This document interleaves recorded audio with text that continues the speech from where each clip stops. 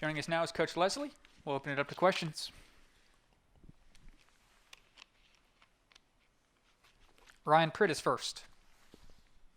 Coach, you look at production from Breece Hall, and there's such a gap between him and everyone else in the league. And obviously he's a good back, and you see him every week. But when you look at them on film, how much of it is him being that good? How much of it is a schematic? How much of it is the offensive line? What do you see when you look at their rush game? I think it's a little all of the above. Schematically, they're really good what they do.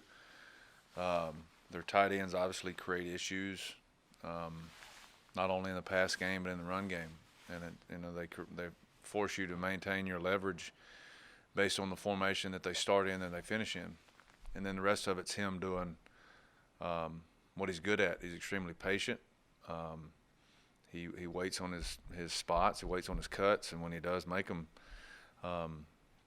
he has the speed and the power combination of those to have a lot of yards after contact, and then obviously break a big one. So I think it's a combination of everything. Go ahead, Greg Hunter.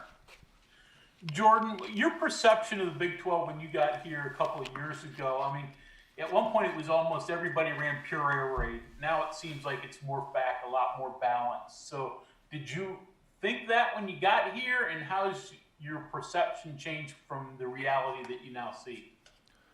I think there's a little bit of a shift. I mean, their perception is what it was when we got here, that the Big 12 was, if you will, the old Big 12. But, my first job was there in East Texas, so I was in Big 12 country for 4 years early in my career when Oklahoma State was, Des Bryant and Justin Blackman, and, Texas, had all those guys after Vince Young, after the national title, and Oklahoma was rolling on with a couple of Heisman winners there, and so you got a chance to watch it up close then. And to be honest with you, I think there's the only really difference to me is really kind of the middle of the conference. I think Oklahoma is not exactly the same, but they're very similar to what they have been. Obviously, Iowa State is much better than they were then.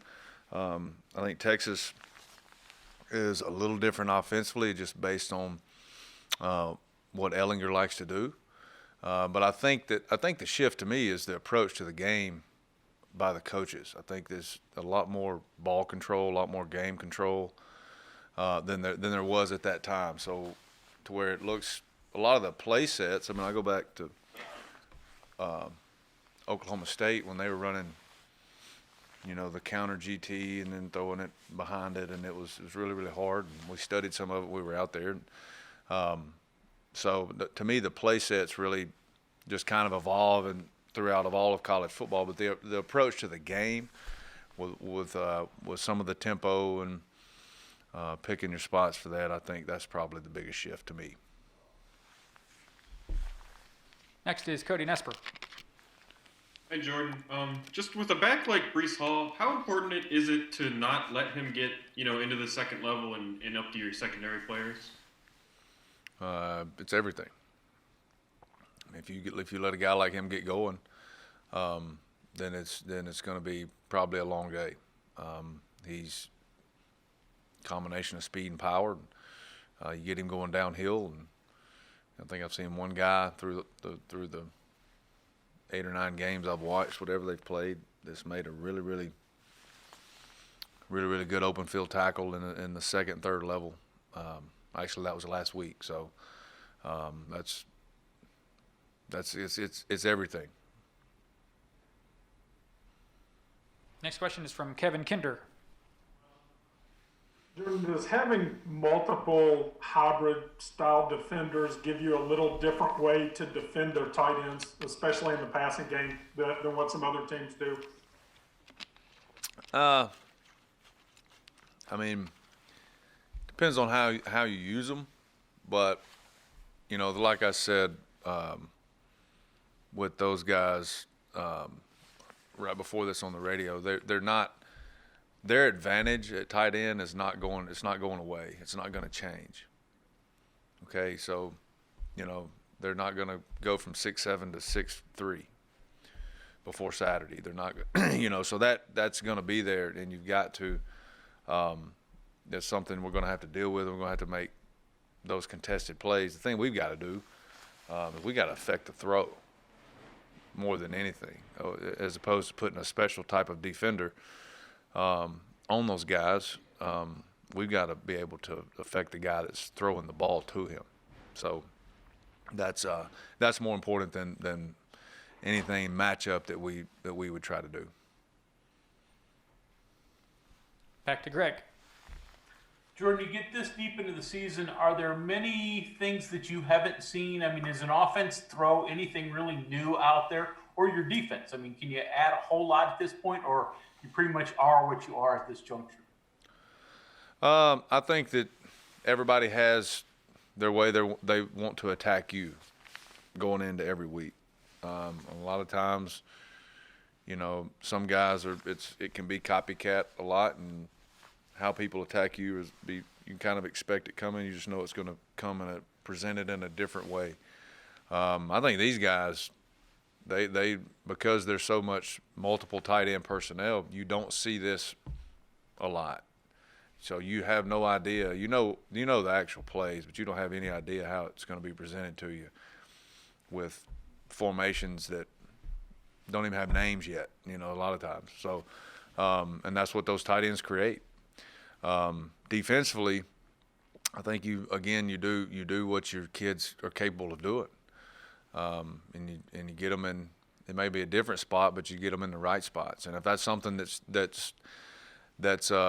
new, then that's obviously more time you got to invest in it. But if it's not something that's new, then you've got invested time, then you feel good about it. Well, then it probably allows you to play a little faster and play a little freer. So I think it just depends on what you're seeing.